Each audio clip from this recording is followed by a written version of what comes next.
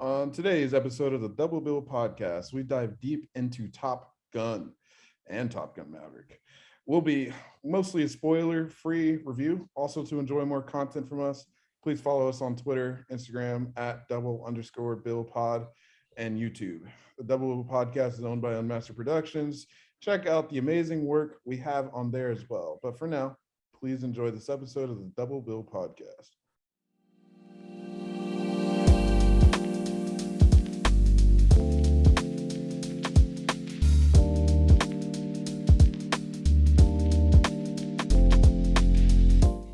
All right, Michael Smith here. Alongside me, as always, is Jacob Deering and Jacob Keller, apparently.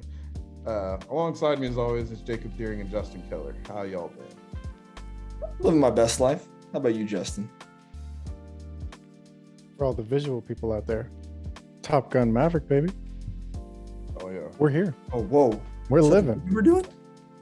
Are we talking about Top Gun Maverick today? Talk about Top Gun? How about that? they like it. I don't know what the fuck that is, Michael. It's Are we? Yeah. So we're nothing.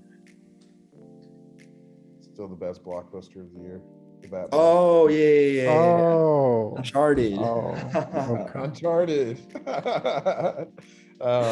Anyways, as Justin's hat says, for all the visual YouTubers out there, Top Gun. Let's get into it.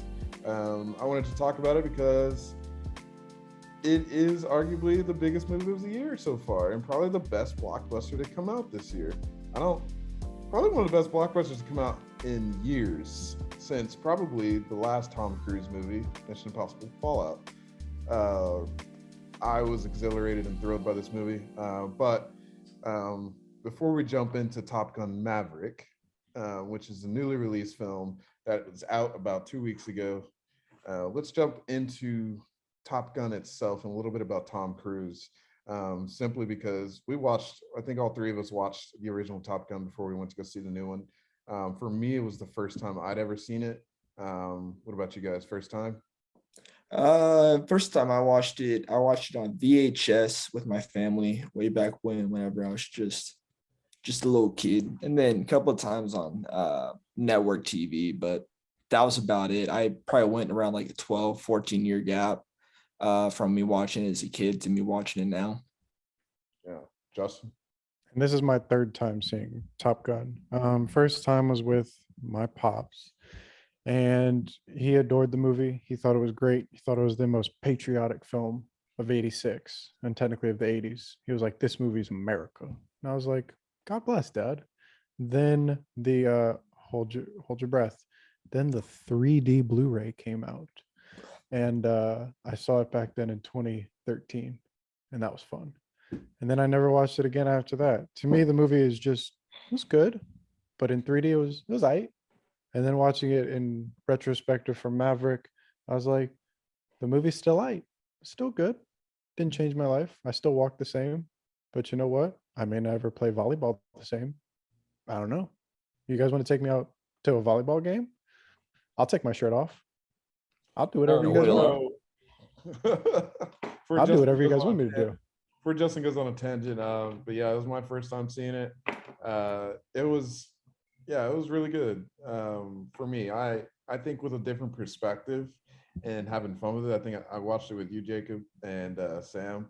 It's a good drinking game. It's a fun little ride, and if you kind of put your mindset in the '80s, it works. Yeah. It's a good little '80s action blockbuster. I think that it was probably one of the most influential LGBTQ movies to come out during that time. Yeah. And I think seeing two A-list actors go at it, this close to each other, and just gazing in each other's eyes, it changed them. That movie is so goddamn sweaty. It's amazing how sweaty it is, man. It's sweatier than a Michael Bay Transformers movie. That's saying something. It's even really sweatier in 3D. The sweat drips on you. I bet you like that. Oh, I loved it. I watched the volleyball scene 5 times in a row. I just rewound and I was like, oh. Did you imagine seeing that in D-Box though?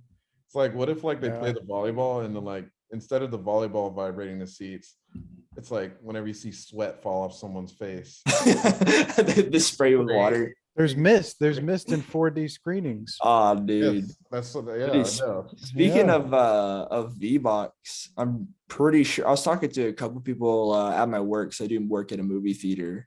There's a couple of people, they talked to me about how they saw it in V-Box down in Houston. And what? And V-Box or V-Box, D-Box. D-box. D-Box. D is in dick. D-box. That's what I was saying. Oh, I thought you said V. No, D-Box. Have you seen Top Gun Maverick in Dick Box? It's a whole new experience. Anyways, D-box. D-Box. And D-Box down in Houston. And they talked to me about just how cool it was. 'Cause that's the one where you got the 3 screens, right? Yeah. Is that not- No, that's Screen X. Oh, okay. Yeah, It's yeah, Screen yeah. X then. I was listening to an interview with Joseph Kosinski, the director of Top Gun Maverick, and he was saying that the movie is actually fantastic in Screen X. And yeah, he was like, it's cool in D-Box, it's cool in Screen X, it's cool in IMAX. And those are the 3 formats he recommended. He also said Dolby, but he was really talking about Screen X and IMAX.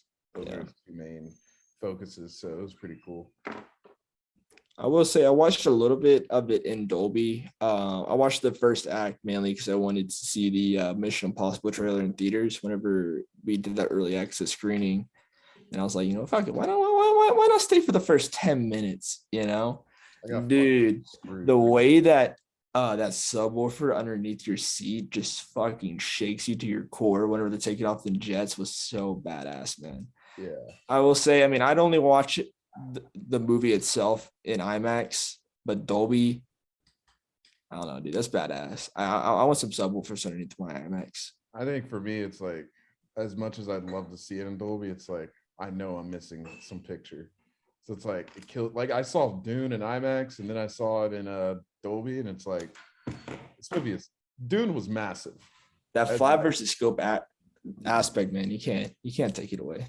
Dune is massive. So seeing it in Dolby was just like, just did not do it justice, because those ships are like condensed down in the bars, or the bars are cutting them off, and it's like, you remember it in IMAX, and it's like those ships were massive in that fucking movies. But Top Gun, I might see it in Dolby, but I know I'm gonna definitely check it out again because it was just fantastic, just amazing.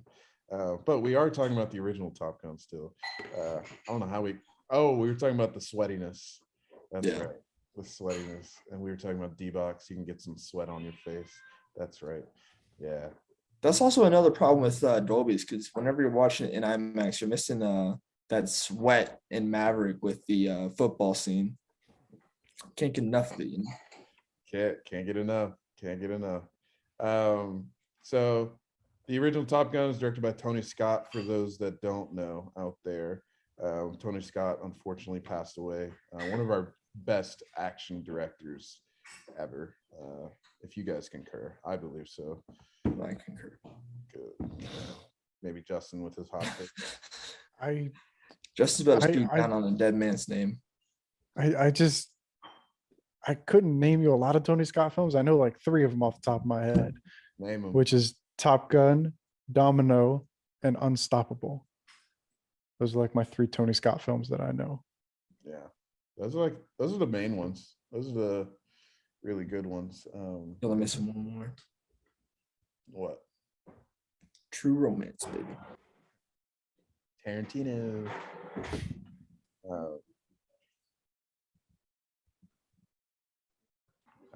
But anyway, sorry, awkward silence. So Top Gun. So Justin, you didn't like it that much. Explain a little bit. It's just, I'm For not saying some you reason, don't like there- it. I'm saying you don't like it that much. no, I know. Like most people say when they talk about the original Top Gun, is it's a movie of that age. It's a movie that's ingrained in the 80s. And I have nothing against 80s movies, of course. Look at my letterbox, J Keller 1998 on letterbox. And you can see that there's a lot of 80s films that I adore. This one just didn't do it for me all that much. That should be his I- catchphrase. I appreciated what it was going for.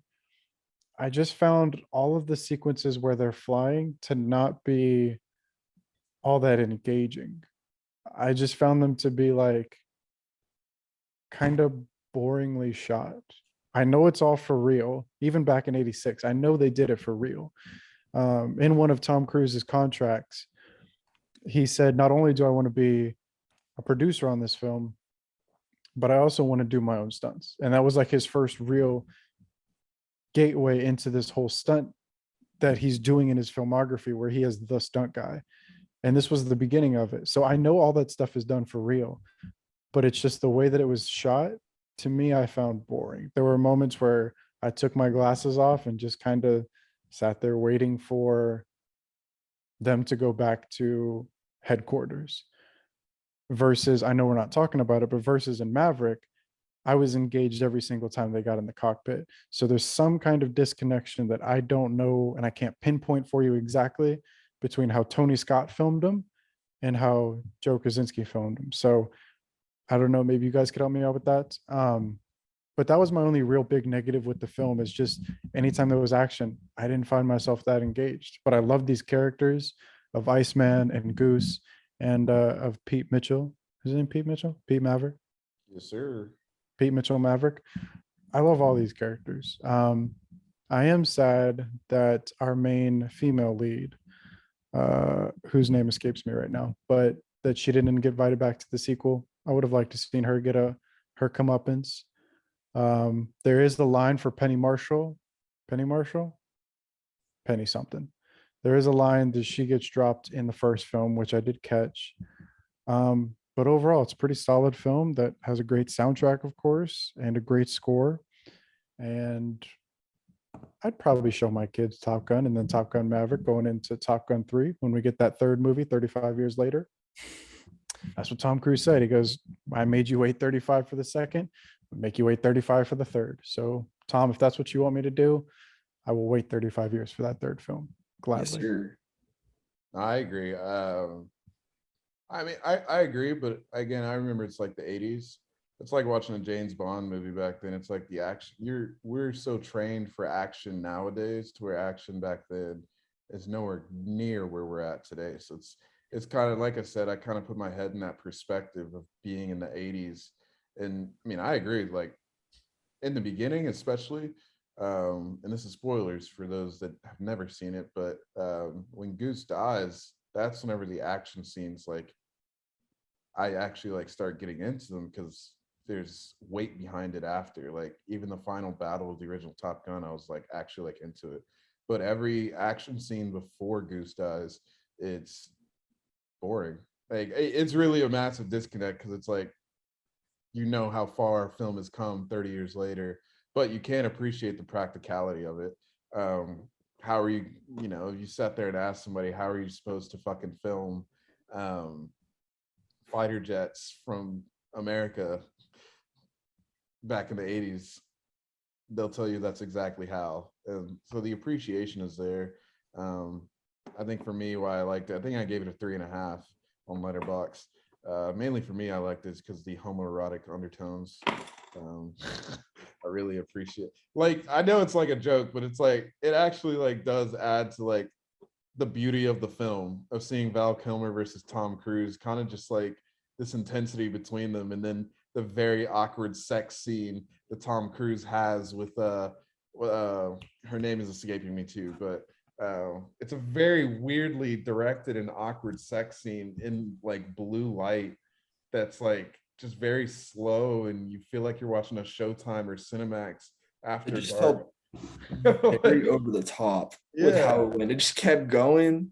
Yeah, which like fuels the homoerotic tones because it's like, does he even want this? Like, I feel like he. By the way, I just want to shout out, her name is Kelly McGillis, just so we Yeah. all know. But yeah, it's weird. Goose's relationship with Tom Cruise is fantastic. Meg Ryan was fantastic in that movie. Lots like it's a great film for like your friends. Like I said, it's a good drinking game. It's a good good little film to just kind of hang out with your friends. And it's a hangout in a competition film. Like you could have that on in the background and be playing beer pong or something. And you know, cool shit will show up. It's fun. It's super sweaty. Super Jacob? sweaty. I love it. I love the sweat. I do too, man. It adds to the fire. Would you guys Anyway, ever watch it in let's 3D? sweating Would you on ever? down to Maverick. What are you saying, Justin? Would you ever watch it in 3D? Just the volleyball scene, not the entire film, just the volleyball scene. I would never watch a movie in 3D for money. But Even if maybe I for paid the- you $20, I said there is a Andrew Oh, Jackson on the absolutely. table. Oh, you do it? Yeah, you pay me Oh. $20 to watch a movie, sure. Just goes to I've show always you, wanted to kids, get paid you to can watch buy movies. anything you want in this world. I always wanted to get paid to watch a movie. But Jacob, you got any more thoughts on Top Gun? Top Gun. I mean,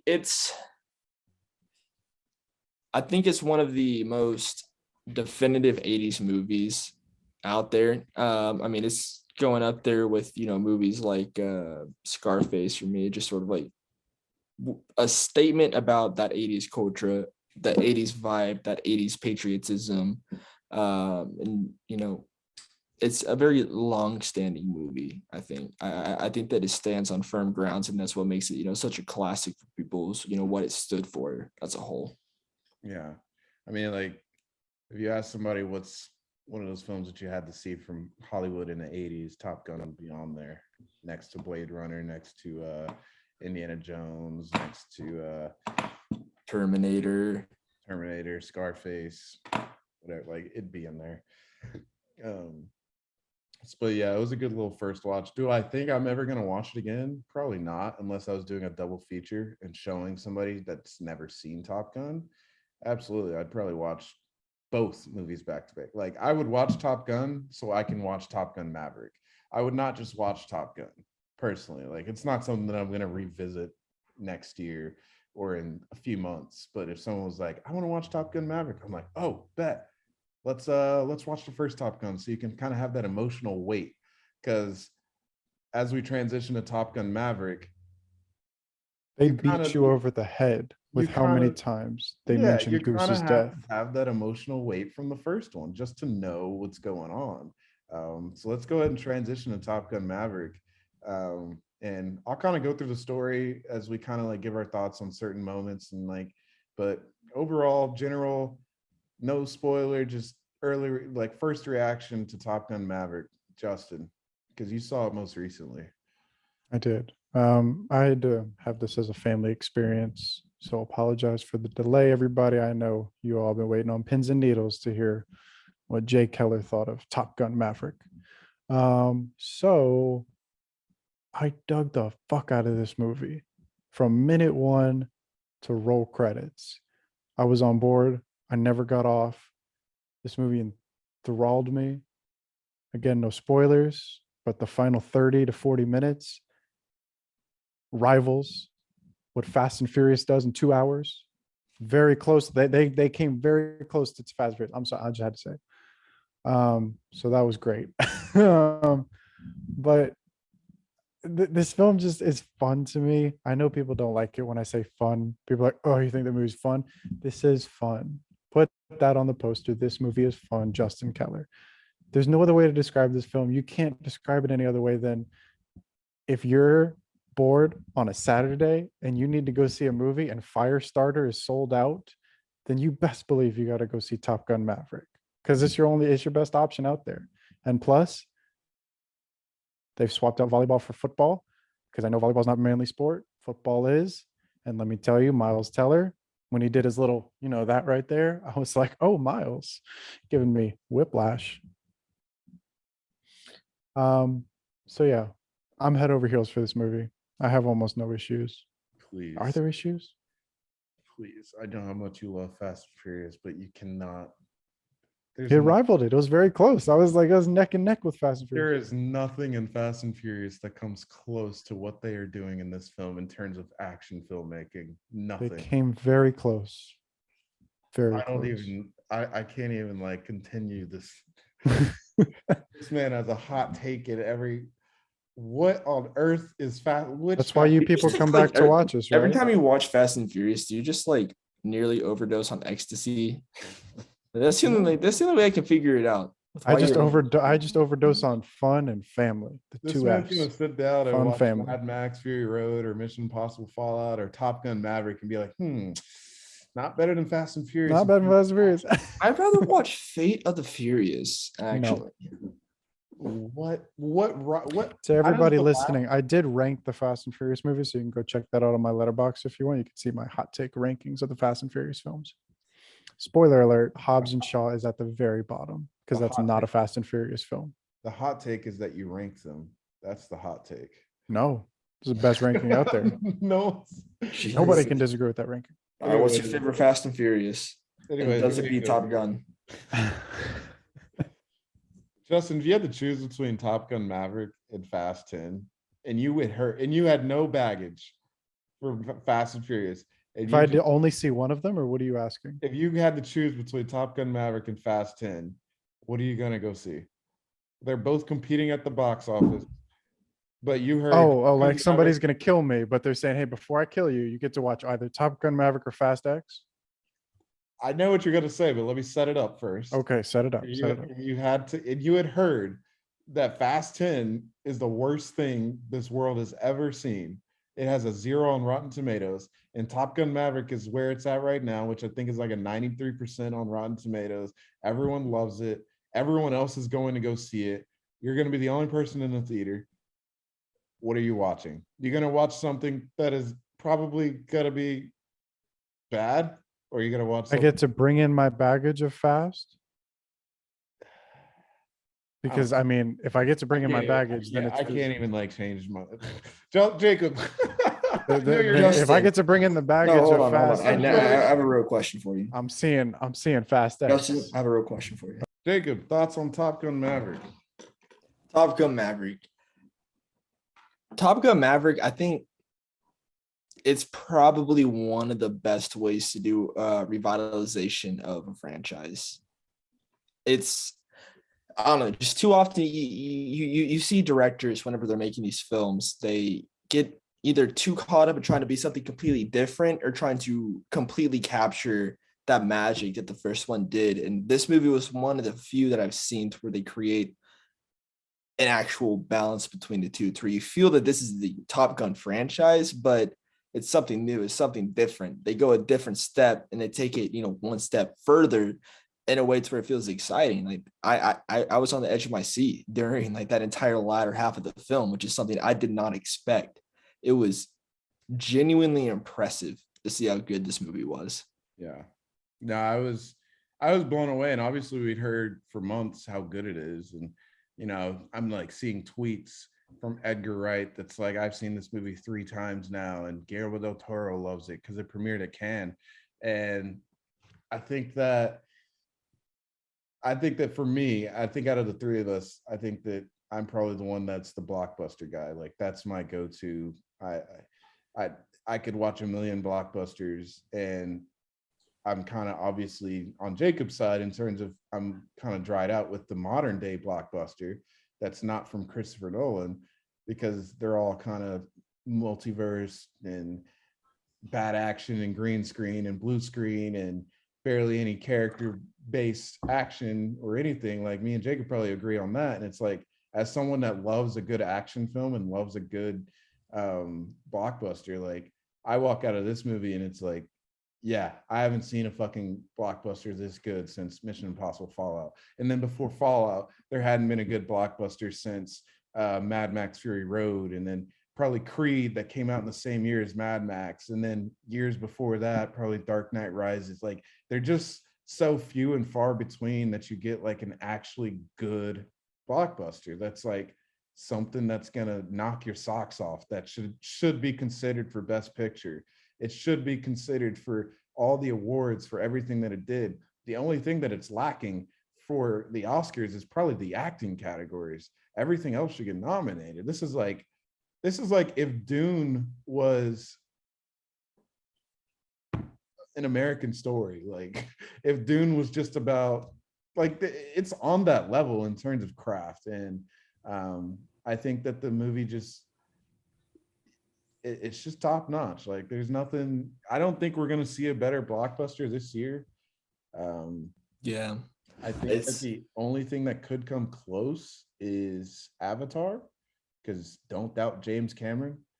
But but even then, it shows that it takes directors have a distinct craft to take the helm of these blockbusters and be able to make them in a way that it feels unique.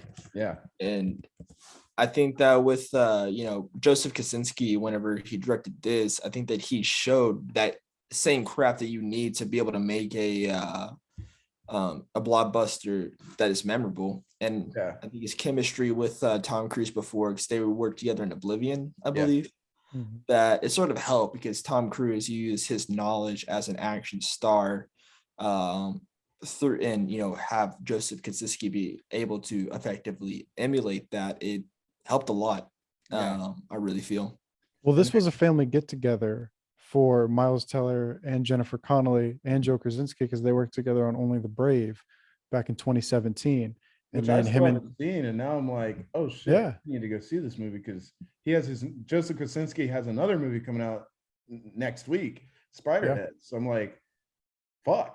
Like I want to rewatch Tron, I want to rewatch Oblivion, I want to watch Only the Brave, I want to rewatch Top Gun, and then I want to watch Spiderhead because I'm like, this guy knows what he's doing. Yeah, he knows how to Where do has he action, been? man.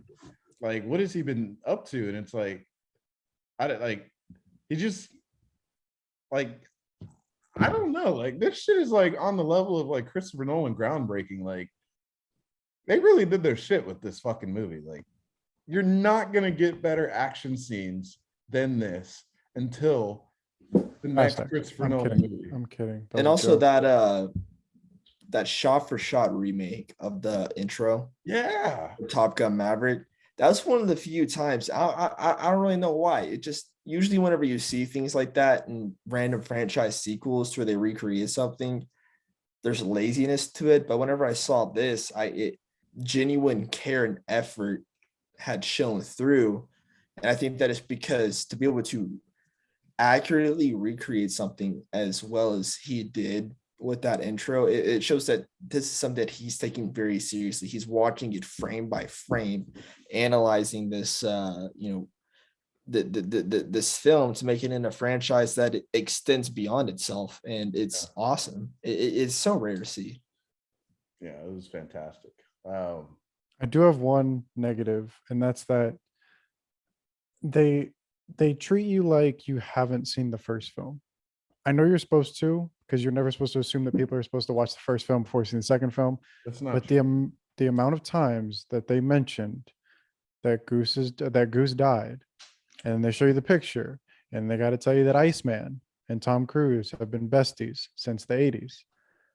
I found to be a little bit too much. I was like, guys, I get it. Miles Teller's got beef. He thinks he killed his dad. I got you. But they No, showed that picture over 7 times. I counted. They showed that picture 7 times in the okay. film. That's because he's trying to add an emotional weight to a story that didn't have it until Goose died. That's what we were just talking about. Like the emotional factor of the original Top Gun doesn't even hit you until Goose dies. And so, yeah, it's been 35 years since the last one. I mean, you kind of need the refresher for people that have seen it and the knowledge for people that haven't seen it. And Again, I'm saying this Miles is a Teller, small nitpick at best. This is not something that affects my no, I score. know, but I'm nitpicking something that you had said. Miles Teller doesn't think that Tom Cruise killed his dad. That's not the drama between those Well, two. Miles Teller thinks that he led to his dad's death. He may have No, not outright no, killed. that's Yeah. that's not the drama between those two. Miles Teller's mad at Tom Cruise because Tom Cruise pulled his papers and Tom Cruise couldn't tell him why. Yeah, he assumed that it was because he thought that Tom Cruise was just And guilty over his dad's death. It was sort of this concurrent thought between Yeah. two different reasons. The only person that thinks that Maverick had a role in Goose dying is Maverick. That's what he had to go through at the end of the first Top Gun. And that's what he still kind of goes through this movie. yeah, because he said you held me back for like 3-4 years, whatever. But it either was. way, Justin, that Yeah, does that was add the a drama between those two. that does add a layered nuance to it with just knowing that this is a son of who has to work with his father's partner who Yeah. one came out, the other one didn't. I would say it's a matter of But fault there is a specifically, but grudge it's there there. that does create a conflict. Yes. No, There's a grudge between the papers and there's a grudge between you may have had something to do with I my wouldn't say dad's that death. there's there's no grudge a between. grudge. I just say that can create conflict. There's no Sure, grudge. conflict then. There's no grudge between Miles Teller over his dad's death because they reconciled. Like they had a whole relation. Like Tom Cruise, they imply that Tom Cruise raised him. He was the father that. Did you not watch the same movie? Do they imply that? Yes. He literally says he's like, I was trying to be the father that he never had. Yes, by pulling his papers, not No. babysitting him on a Sunday. No, he's the one that raised him with Meg Ryan, with his mom. That's what they were implying, is that Tom Cruise helped him. Okay, and that well, Meg here's what Ryan- you could have done. You could have implied that harder than showing me the same picture seven I- times over. Again, I this is a small nitpick. We don't mean to dabble on it. No, well, But that you, could really, you like- could have implied that way more with him But and Meg that's- Ryan than show me, here's me and your dad shaking hands for the I think 85th that time. that's just you having like a Because I didn't get that. I just saw this misstep in movie. the movie. Maybe you should go check 2 it days out ago. again. Like I they saw imply it 2 it, days like, ago. they imply it pretty heavily. Just Like, went, woof, very went right good. over my Top Gun Maverick hat. there's pictures at the beginning of him and Goose growing up, and then like not him and Goose, him and Rooster, and then him and Rooster. He's like constantly talks about it with Jennifer Connelly. Like there's There was a picture of Cruz and Rooster. yes at the beginning. I've seen it twice, so I know. I've seen different things. Again, if that picture was there, it was about like this big. Meanwhile, the picture of Goose and Maverick was like this big. So, Yeah. okay, maybe But- I'll give credit to that. But yeah, maybe rewatch it because I think you got the wrong idea about Maverick and Rooster's relationship. I mean, I Oh. did see it on an IMAX screen, so there was 26% more image, and I still missed it. So Maybe you're just Just having saying. too good of a ride, and you were just trying maybe to I find- was. you were Caught up to trying to- win. you were I trying did to get find- free. I did get free popcorn during this movie, so that was very nice. So now that we got that kind of squared away, Oh, thank oh. God! I was really getting worried. something else to kind of talk about is kind of like, for me, I felt like this film was kind of like Tom Cruise's like, I'm gonna save the movies moment. Like he waited. This was his tenant. This he was was supposed like- to come out in 2020 because I remember seeing this trailer like during Avengers Endgame, like the teaser trailer for Top Gun. And Did this we is get a like during teaser during- Avengers Endgame, and it was supposed to come out in 2020. Like Like this is May a or June-ish of 3 years 2020. away. What are you trying to figure out, Justin? Was there a teaser during Endgame? I'm gonna fact Yeah. check you on this. Go I don't ahead. believe it. I remember. While he does that, I will say like this was one of my more hype movies. I wouldn't even say my more. It was one of my most hype movies, especially after that trailer dropped with Top Gun Maverick.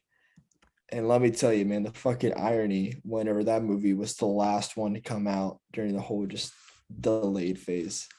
Yeah. It felt like I was waiting forever, but it was 100% worth it. Yeah, I never got hyped for this movie until honestly like the beginning of the year. Like I'm looking around at all the movies supposed to be coming out this year, and I'm like, well, you got the Batman, Doctor Strange, Thor, Lightyear. What are we missing? And then you see Top Gun in here, you're like, okay, that'll be something different. Tom Cruise is back on the screen. It's been 4 years since Mission Impossible, and that was amazing. Joseph Kosinski, I didn't like Oblivion. I'm not a huge fan of Tron. What's going on? Like, I don't know. And then you just start hearing more and more about it as time goes on, and you start seeing trailers that are like blowing you away, and then I just started getting this like massive hard on for this movie. Like I'm like, all right, Tom Cruise is back. Time to go learn about Scientology. And here's Guillermo del Toro say this movie is fire, and he starts stroking it as he's reading Yeah, his phone. dude. One of the reviews on Letterboxd did say, "Be right back. Going to apply to Scientology." Yeah. There's a tweet that I saw that was like, somebody said, I saw Top Gun Maverick and immediately applied to the Church of Scientology. And it's like, I That's do like the- want to.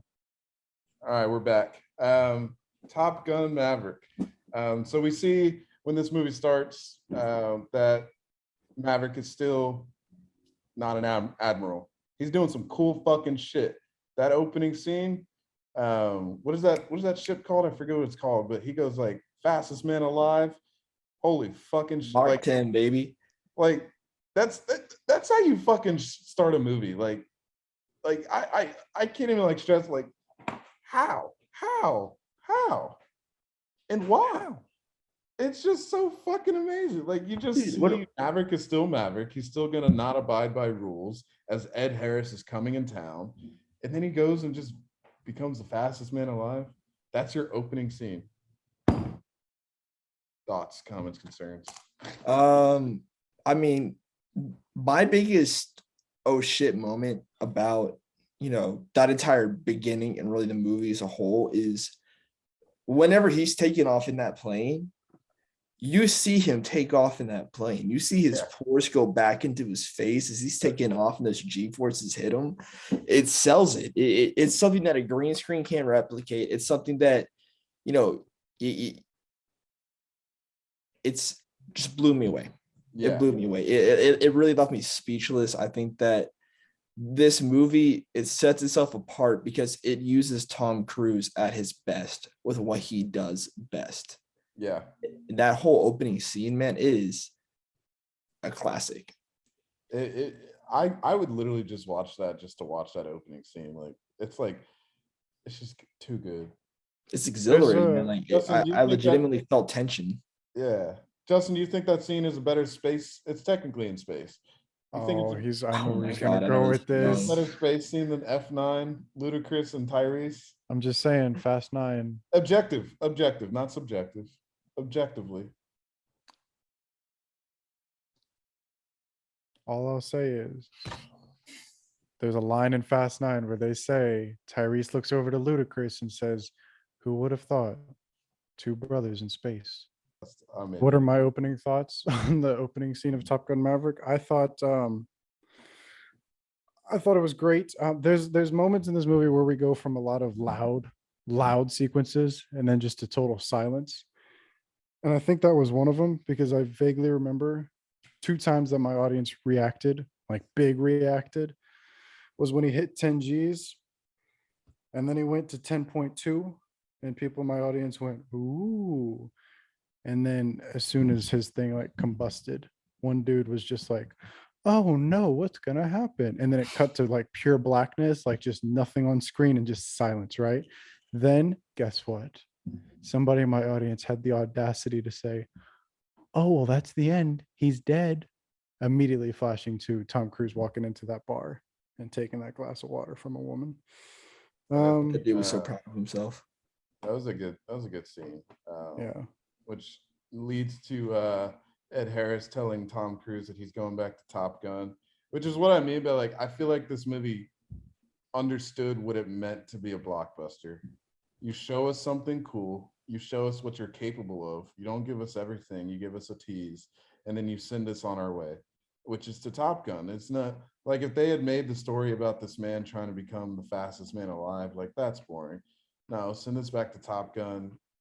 This is what we're here for. And I just like how like the music drops, the doom doom, and it's like as soon as Ed Harris says it, and then Tom Cruise is like, sir, what? Like it just you just reeled your audience in. Everyone's laughing, everyone's having a good time. They're just like, here we go again, Tom Cruise.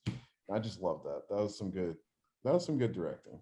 Oh yeah, it's campy, but it knows its campiness, and like you said, it knows what it means. Yeah, It knows what it means to be a blockbuster, and it knows what it means to its fans. So whatever it has like camp, it's that 80s camp. It's Yeah. that good familiar old style that people love. That yeah, people that was grew like up. the campy moment in the movie too. It was like Ed Harris just giving us nonstop exposition, and then like that entire thing was Just the exposition entire setup for the whole premise. about what Maverick has been up to. Ed Harris is going to sit here as the greatest, one of the best actors ever, and tell us what Tom Cruise has been doing behind the scenes of Top Gun Maverick. And then he says, you're going back to Top Gun. And then bam, Tom Cruise on a motorcycle. I don't know. That was just a good Perfect, man. good way to throw us in the story. So what that leads to is kind of what the story is about, which is Tom Cruise finding a reconnection to Rooster, who we've mentioned, played by Miles Teller, and trying to learn to be grounded. Because he's done after this. And it's about, Tom Cruise's career in general and the movie in general, about letting go of the past, moving forward and growing, and a whole bunch of other similar themes that are along that path. And that's pretty much the movie. It's simple story, but I think that, and I'll ask you guys this. For me, one of the best parts about, I haven't seen this often, but for a blockbuster or even an action film, to sit there and tell us what the mission is, and then we see the mission over and over and over, 4 or 5 different times, fail over and over until the final mission. I just think that was genius, because you added to the tension. We as the audience knew what they had to do to succeed. So when they put us in that cockpit, you like feel like you're flying with them, because you know what you need to do to succeed. I don't know. I thought that type of storytelling is what kind of gave the movie the climax it deserved. I don't know. What do you guys Yeah, I think? mean, I think that something that really helped that was they did two different styles, one with the training, one with the actual mission, to where they know that with the training, it's hard to add stakes. And so they threw in intensity, and they threw in that competition that made it exhilarating to watch. And so whenever you're watching it go down versus whenever they end up going to, were they in Russia? That's one of the other talking points of the movie, is that it's an unnamed and faceless villain. So you can make observations, but it's not confirmed where they are or who they're fighting. So you're never gonna know unless Joseph Kosinski had an idea. So that's one of the things which I think is good, because especially in the world we're in today, having Russia be the enemy of the biggest movie of the year would be problematic. But I think it's Russia. Anyway, sorry, go ahead. Yeah, I mean, whenever you see something that doesn't have any outstanding stakes through the training, and giving that intensity and emotion to where they creates its own stakes versus the actual mission itself, which is this entire just battlefield that these characters find themselves on. It's a whole new breed. It's something that we as an audience aren't ready for, because we haven't seen it until that very moment. It's just the tension of what's been leading up to it. You know it's coming, but you don't know what to expect till you get there, even if you know the entire mission in itself. Well, there's Justin? also a lot of factors that roll into it as well. We know that if the planes go too high, they get shot. Yeah. If they don't turn that corner fast enough, then their time's up and their window of opportunity is gone. They also know that they got to supply for their wingman over to the side. You can't let him fall behind. So there's that moment at the end where Miles Teller is going a little too slow, and Payback tells him, dude, what are you doing? We got to pick up the pace. Like, come on now. And Miles Teller got to find it in himself to be like, you're right, I could do this. And then he just punches it. And then that's when he's like, oh, damn, man, not that fast. So there's like 3 obstacles that they have to face, all within the span of, I think their time limit is like 2:30 or 2 minutes flat, whatever it is. Yeah, 2:15. 2:15. There you go. I was close. But you got to do all this in 2 minutes and 15 seconds. And with there's one other small negative. Again, nitpicks. Still a flawless film, but I'll defend. So Tom Cruise suffers no damage, no real defeat in this film. He has to have an uphill battle with Rooster, but he's almost invincible in this film. Nothing phases him. Nothing even touches him. He doesn't even. He's always got a plan B, which I get is the character of Maverick, but I want to see my hero at least get like shot in the leg and be like, oh damn, I'm out for a little bit. I just never saw that from Maverick. I just saw him as always, like the Bond villain in Skyfall. Like he's always one step ahead of everybody else, and he'll never let you know his plan because it's always right up here. But again, that's a small negative. That's just one thing I thought of at Well, the I very wouldn't end. say that he's a character that has a plan, but rather someone who has no plan, but he's so skilled and so Exactly. There's that line lucky. where he says, "Don't think, just do." Yeah. And I'd say that it depends on the story and the character of whether or not it works. Because at least for me, they had so much going on that it wasn't necessarily, he didn't care whether or not he lived or died. The only thing that he cared about was to see Rooster live. He Yeah. didn't want to fail Rooster like he failed Goose. That's his conflict. That's why he chooses to get shot down, because he'd rather take himself off the board rather than lose, someone who is practically a son to him. Mhm. That is his best friend's legacy. And whenever you go into the conflict, that climax, whenever he gets shot down, he gets saved by Rooster, and then they have to work together to be able to get out of the definitely not a Russian facility.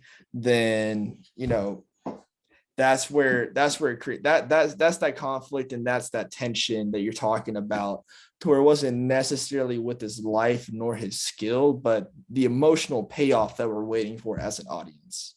Yeah, Yeah. and I did feel the father figure when he tells Miles Teller, like, "Hey man, jump ship. Like it's game over." Like before Glenn Powell comes in, when he tells him just like throw the parachute up. And then he's like, "Fuck man, the parachute won't work." Like, I felt some genuine tension right there because Yeah. going into the movie, like I said in my letterbox review, I thought everybody was fair game in this movie. I didn't think anybody could make it out. You watch some movies and you go, well, obviously he's going to make it till the credits. But in this film, I was like, they could kill Tom Cruise. I think it'd be ballsy. Just like in spoiler alert, No Time to Die. When they killed Bond, I was like, I didn't see that coming. I totally Yeah, thought he was going to make it out. that's why I like that movie. Sidebar. That's why I like that movie, because you've never killed James Bond, and Yeah. it's never been a story like that. But I think that to kind of So I defend, expected Cruise to die in this movie. I think for me to kind of defend a little bit of your nitpick is, I think that, like Jacob said, it's like his setbacks. You're looking for the shot in the leg. His setback is his relationship with Rooster, that he has to get back to where it was before the movie started. And when they finally do is whenever they start winning, is whenever they finally get to that point and they have a resolution between each other. And even if it's as campy and stupid as Tom Cruise pushes him down in the snow, and then they're screaming at each other, and Rooster's just like, I saved your life.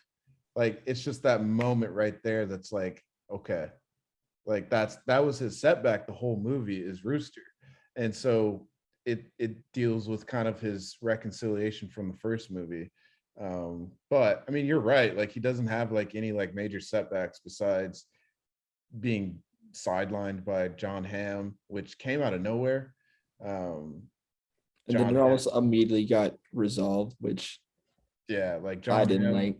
John Hamm, I thought that's like my nitpick, is like, if you want to talk about a setback, like that was the setback, but it was weird because it was right after the funeral scene. So it's like Tom Cruise goes and cries and Val Kilmer is dead. And then John Hamm's like, nope, you're done. Like, I don't know. That was weird. But that was the setback. If Well, that's that was the line John Hamm gave, which he's like, I didn't want you here in the first place. The only reason you were here is because of Iceman. Iceman's out of the equation now. So therefore, I have no reason to protect you anymore. Like you're gone. I know, but that doesn't change the fact that it's like random. I saw it. I mean, I don't agree I, with I was that. expecting something like that. I just say where the placement was in the scene, and how just, that was a new conflict Yeah. that got resolved as quick as it did. It just felt weird with how it disrupted the pacing, because everything was perfectly paced.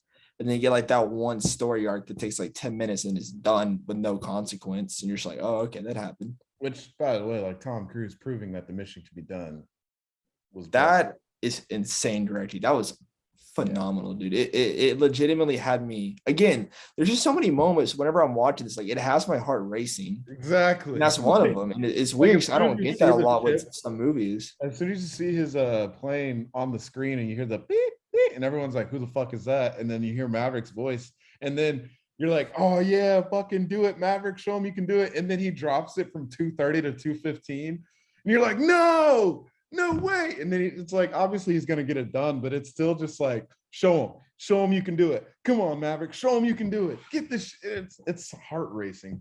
But again, their major setback was just weird Yeah. place to put it because By the yes, way, John Hamm did say Iceman's the only reason you're here, but it's also like Tom Cruise hadn't done anything to John Hamm for John Hamm to say fuck off, like you're not doing this. It was just weird. It was really weird pacing. yeah, but Tom Cruise would have been fired. In the real world, Tom Cruise would have been gone yesterday. There's no way you could disrespect your own Thank captain like that.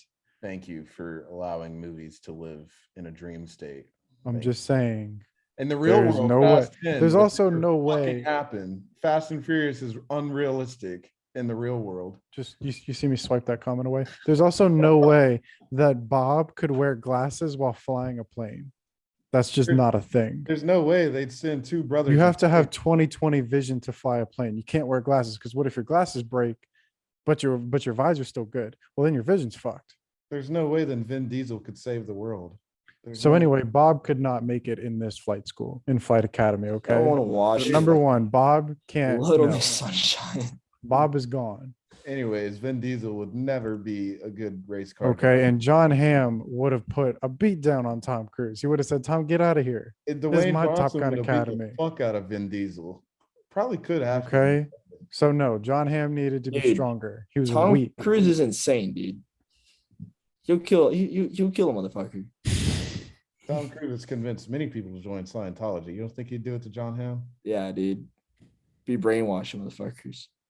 Anyways, I love Tom Cruise. Like just that one gray area of his life that's just like I genuinely, I don't know. I think that he is one of the more genuine actors in Hollywood. I think that he's not afraid to, show who he is. He Yeah. might be, he might be a little quirky, and some people would, either accept that or they won't. But I mean, I think that he's a cool dude, man. I yeah. legitimately like watching Tom Cruise whenever he's on screen because he sells himself. He's the last great movie star. Like Yeah. I don't think DiCaprio could carry anymore. Like I'm not to say that Tom Cruise could carry, but like he just gets it. He gets it. Like he's the last great movie star. It's like it doesn't take an IP. I mean, I guess this is an IP, but it doesn't take. That's all he does now is I- IPs. I think Well, that if he did, I just say the thing is that these are IPs that he's made, and then he has such an active involvement in Yeah. it. That's why they're yeah, as Brought back positively the But receptive. remember the Tom Cruise who would go out and work with PTA and Scorsese and Spielberg? It's like now that Tom Never Cruise worked with ship is, oh wait, yes, yeah, that's that's Yeah. that's the idea of like. and now he's just sticking in this lane of stunts, which is that's the idea. cool and we love it. But Well, that's wish I he think would go that's, I back to think that's something that directing. he's always wanted to do. I think that for me. it's- he's an actor with range, but he likes doing these movies with Yeah. big scope. Well, Yeah. he needs control now. He's in full control, and so like you can see like when he gets a director that's actually like really good at doing this type of stuff. Like not to say some of the other directors aren't. Whenever he gets a good one like Chris McQuarrie or Joseph Kosinski, like it's just fantastic. But he has so much control over his movies and where it goes. He's basically the co-director. And so if you look at a movie like The Mummy or Jack Reacher 2, Jack Reacher 1 was good. Jack Reacher 2, look at The Mummy and Jack Reacher 2, it's like those are his two big flops in the last 10 years, last 10 to 15 years.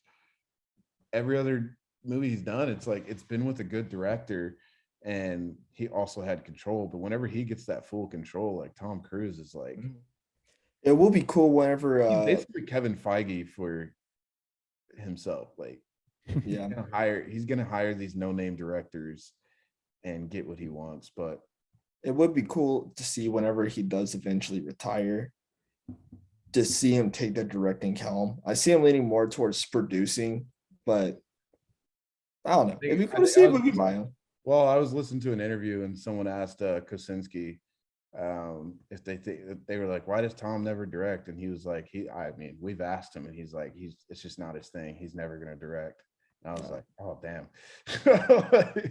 But it's like he's 60 years old, like I don't know. But yeah, I mean, it would be cool to see him direct an action flick. I mean, I've always said like how he takes a lot from Christopher Nolan in terms of that practical large scale filmmaking. So I don't know how those two have not made a movie together because they'd be a perfect match in heaven. Like, but I don't He's know. got to get one movie in, man. Before I mean, Tom Cruise, I love him, and he's aging like fine wine, but he's pushing 60, son.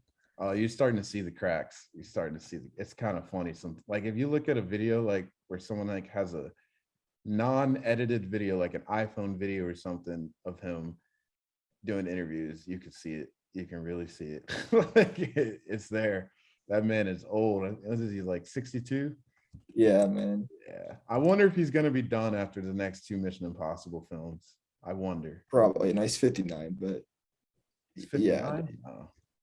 he's getting a little older, man. He's getting a little older. But yeah, so back to a little bit of Maverick. Yeah, the intensity and the anxiety of this film is like one of the big moments of this film. And our next episode, we're definitely gonna be talking about the movie theater experience because I think that a movie like this warrants a conversation about movie theaters. And so our next episode, we're definitely going to jump into it because I think this movie is kind of like Tom Cruise saying, I'm going to save movie theaters. They really pushed this film 3 years and it paid off. Like Christopher Nolan couldn't wait. Christopher Nolan said with Tenet, I'm going to save movie theaters. Tom Cruise said, we're going to wait. And Christopher Nolan, as great as he is, it didn't work out for him. He had to switch studios. But Tom Cruise stuck to it, and here we are. And it's Well, he switched studios over an unrelated reason. that had to deal with movie theaters. But yeah, Yes, but it wasn't because of Tenet. nah. But I think they let him go so easily because of Tenet. Also, they were just like, "Look, I don't even care, bro. You lost us like $500 million." But yeah, so it'll be interesting. Tom Cruise bet on himself. Final thoughts on Top Gun Maverick, boys. See it in IMAX. If you don't see it in IMAX, did you really see Top Gun Maverick? See it in Did you? IMAX, man. I get so disappointed whenever I see people come up and they're watching this regular digital at Grapevine's blue ass screens. I probably shouldn't name drop my location, but One of the cool parts is like I like to look at ticket sales for movies that I like, or sometimes movies that I hate that are overrated. And I was looking at this one, and I found it really cool. It's like more people were seeing this in IMAX and Dolby, which I felt that warmed my heart. You would like IMAX sold out, Dolby close to sold out. I was happy to see that because you just don't see that often. Like you didn't even see it for Doctor Strange, Dolby, all day. You just haven't seen it, so yeah. we'll see it. But no, yeah. Final thoughts, Justin. Would you I want to dig see a it. sequel? What? Would you want to see a sequel? Do you think it ends well? Oh yeah, I'd be down to see a sequel. The way this movie ends though is a nice bow tie. I don't know where you'd go with a part 3. To me, I'd be totally satisfied if they just left this alone. But if you give me a third, I'm not going to complain. I'm just going to be like, show me what you got. So I have no idea where you go with the third film, but I'm completely satisfied with this movie. I can't wait to put it next to Top Gun 1. And yeah, I did say in my Letterbox review that I don't know how it's going to be at home because obviously I have 5.1. I'm not rocking Dolby Atmos. I don't have speakers on the top of my ceiling, but so again, you know, let me stop there are moments in this movie though where I felt that plane go to the right side of my ear and then fly over me. So let's jump into that type of conversation for the next episode because we'll definitely have that little Okay. argument to jump into that. So please, if you guys want to hear about theater versus home, please check out our next episode. But anything else besides the experience? Because I know we're itching to talk about that. Like I was like itching about it. I told you this would be a good topic. Oh, I do want to shout out Jennifer Connelly for a second. Because Jennifer Connelly, I mean, on paper and kind of in the film, it's a thankless role. is really just there just for Tom Cruise to be like, hey, remember the good times we had? And then it's there for some comedic effect. It's the I thought she, quintessential blockbuster. She needs you need a love yeah, interest. You need a love interest. Dude, but this would be the hottest could, cast in but 1993. could you Oh, have given her just a little more meat on the bone? Because what does she really do in the movie? She flies a boat, or she sails a boat, I should say. She sails a boat. She opens 3 beer bottles. She rings a bell. She has a daughter. She goes up in a plane at the credits. The end. that's the There's but there's that's not much to Jennifer Connelly, but she still brings a charm. I'm not defend like that's But perfectly there's the nothing only, to her really. the only thing she does is sail a boat. Yeah. That's what I mean. But it's the quintessential blockbuster in the sense that it gives the movie a heart.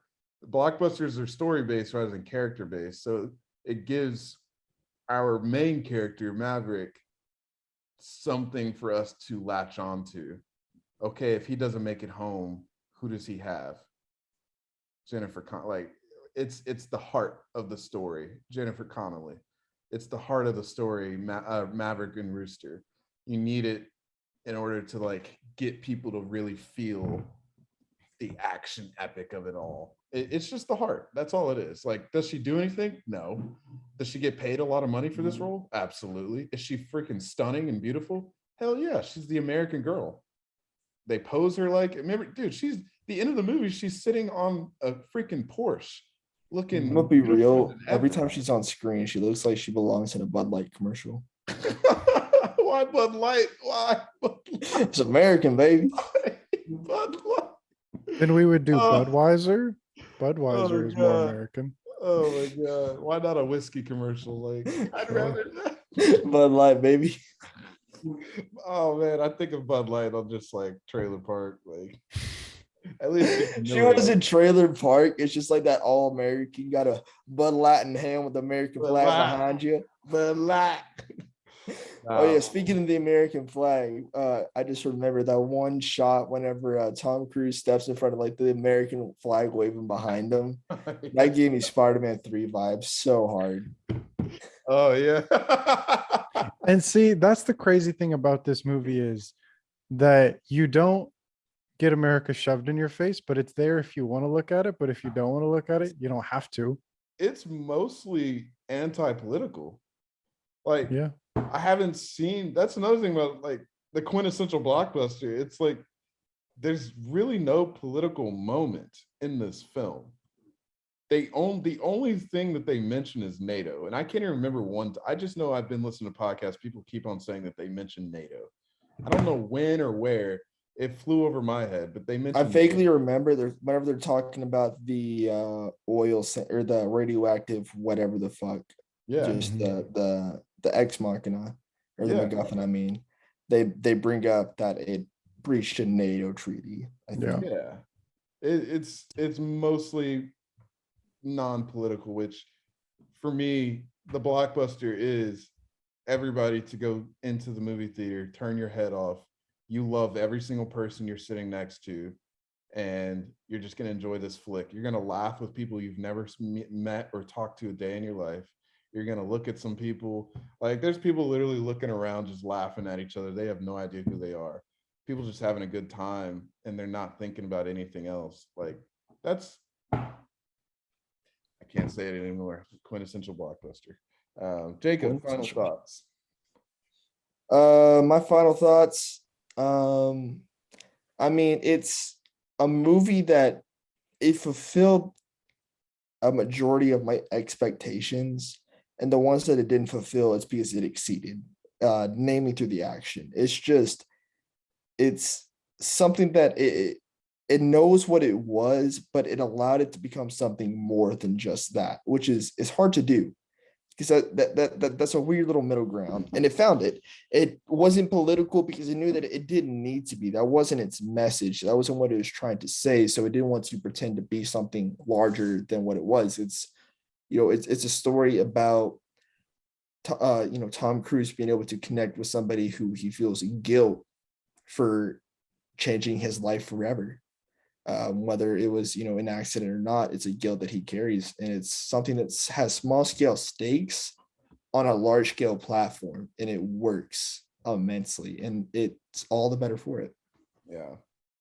Um, yeah, I mean, can't put it better myself. So, Top Gun Maverick, if you haven't seen it, go check it out.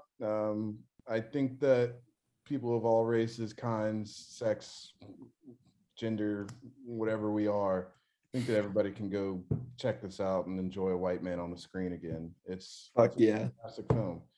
Um, oh, the thing that they added at the beginning, because you know they have the text on the screen before they show the title and the opening. They added the original had Top Gun is for men, with the best men. This movie they added men and women, so that was their Hell yeah. that was Got two their, genders now. yeah, that was their progressive moment. Other than that, mostly neutral. Nothing crazy going on. Anyways, so let's jump into what you got. Let's take a break and then we'll talk about what we've been watching. All right, and then we'll wrap it up. All right, we're back. So last time we talked about the prequels, and we talked about some other stuff. You guys watched some things then. What you been watching since? Oh man, I've been watching obviously Top Gun. And then I also got to watch A Hidden Life. Start to finish at work because it was so slow. And I rated it on Letterboxd. I know Justin's really happy about that. And then I also, just been watching some Can any of you TV. guys tell when somebody's bullshitting you? Like, does your bullshit detector go off too? Because mine just reached Justin. critical levels. I'm sorry. Hey, Go ahead. Justin, when it's your turn, you can talk. Yeah, I'm you sorry. talk about you talk about your movies, but I'm talking about mine and how I watched Sorry. Just A my Hidden bullshit Life, detector just reached start to critical levels. finish. It's okay. Go ahead. Go ahead. I got mine over here. They're off. Nothing's going off for me. But yeah. That's a pretty good Anyways, list. Stranger Things, Better Call Saul. Yeah, Stranger Things. So you're finishing season 4, right? Oh, for Stranger Things, yeah. Yeah, so I had already finished it. Make sure we I might be able to get a watch party for July 1st whenever the final 2 episodes come out, because 2 people I know that are watching it now, they're kind of getting into it, and then some other people. So if you want to be a part of that, we can definitely do that. Hell yeah. July I'm ready. 1st. I feel like it needs a watch party. Oh yeah, they're gonna be 2.5 hour long. So Yeah. you need to dedicate 5 hours of your life, 6 hours maybe. Justin, what you been watching? I've only seen one thing that I care to mention right now. I saw White Men Can't Jump. Speaking of white men back on screen, The I way you know. paused after White Men, it's been a you paused while. for like half a second, like White Men Can't Jump, not White Men Can't Jump. Yeah. So I've been watching White Men Can't Jump. That too. I've they been can't watching jump White Men. apparently. Is that your Apparently, favorite white thing to men can't watch? jump. Holy fuck. Okay, White But- Men Can't Jump. That's a classic movie. I think it'll shock you to say I could count on one hand how many sports films I've seen in my White life. Men? So this is one of the few sports films I've seen that deal in the realm of basketball. I will say right now, it is not better than the best basketball movie of all time, like Mike. That is still the best basketball movie to ever be released. You ever But seen Coach Carter. I've seen Coach Carter. That one's third. White Man Can't Jump is number 2. I really enjoyed this movie. Apparently we're getting a remake with Jack Harlow as Woody Harrelson.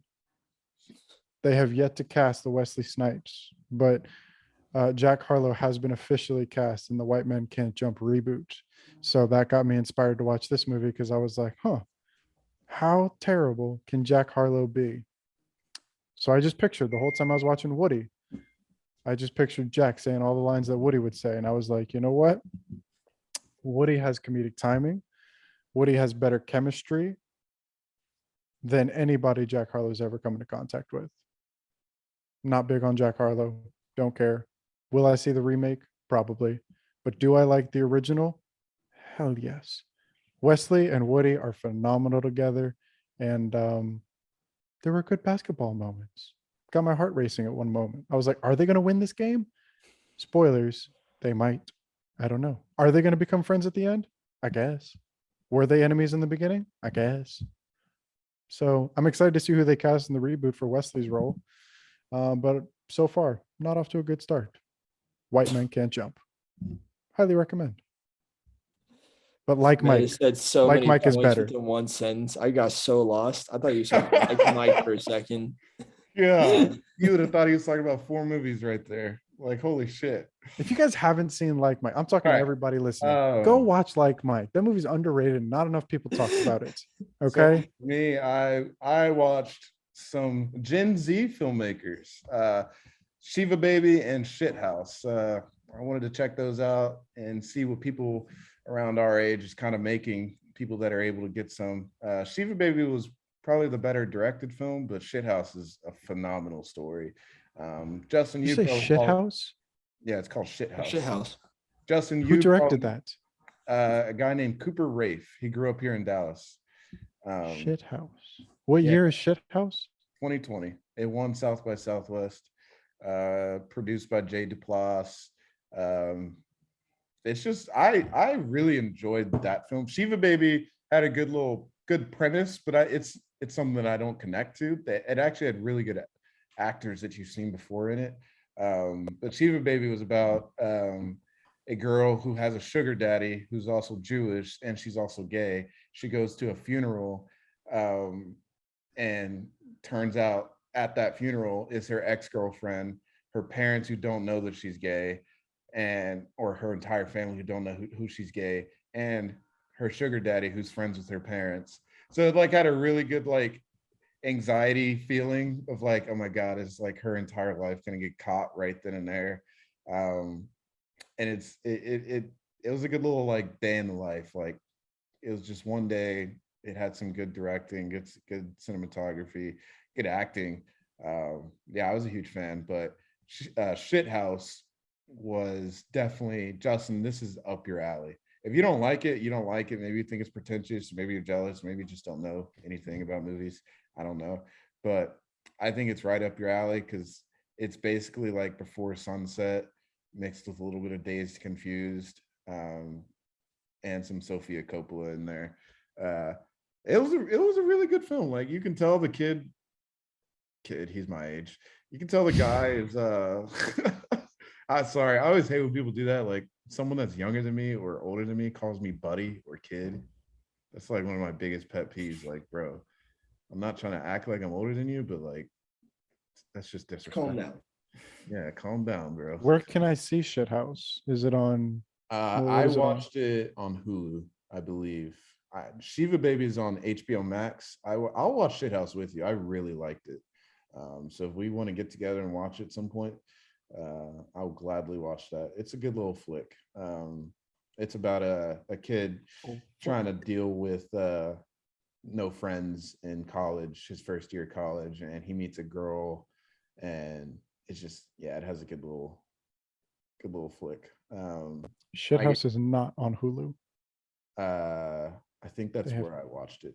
Oh, I know Yeah. I know how I watched it on Hulu. So my Hulu is connected with my stepdad's account. He has Showtime. It's on Showtime.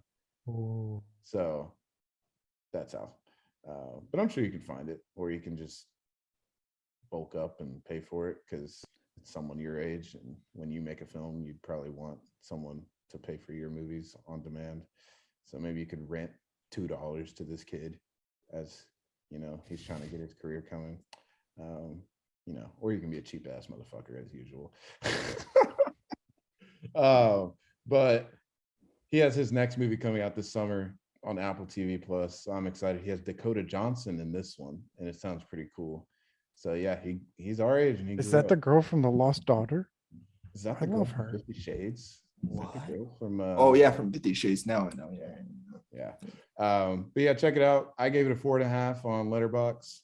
I immediately wanted to watch it again, but I couldn't. So yeah. And I watched some Damien Chazelle. So Guy Madeline.